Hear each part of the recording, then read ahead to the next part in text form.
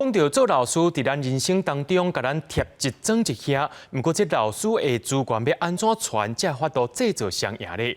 根据着国家语言发展法，今年9月开始，本土语言课程就要列入去国小、高中，也有国中这3个学校，这个3个学级内面的课程。根据统计，目前本土语言老师有35%是教学资源真悬，这教学资源真悬，因的薪水却是真低。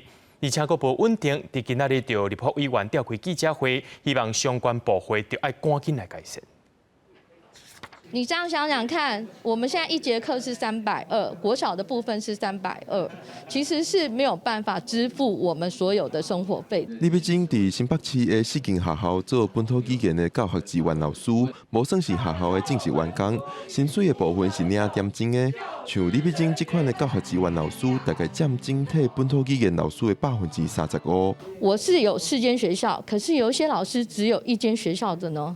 教学资源老师的钟点费，关注文语的部分，国校一节360块，国中400块；台语、客语伫国校是一节320块，国中360块。李碧晶就是这类。但是以李碧晶的状况来讲，一礼拜16节，一个月4个礼拜来算，本土语言教学资源老师一个月薪水差不多2万块左右，比基本工资更加低。所以咱无出勤就无收入啊，所以咱的寒暑假无，国定假日。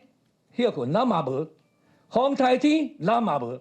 我们的确也在研议教资人员他的终点应该往上调整，还要透过跟地方政府共同讨论之后，最后才能决定调整多少。根据国家语言发展法，今年9月开始，本土语言就要明确列入国校、国中、高中的课程，相关的师资敢有准备完成。教育部表示，目前正在过点各县市需要教师人数，嘛正在积极培育相关的师资。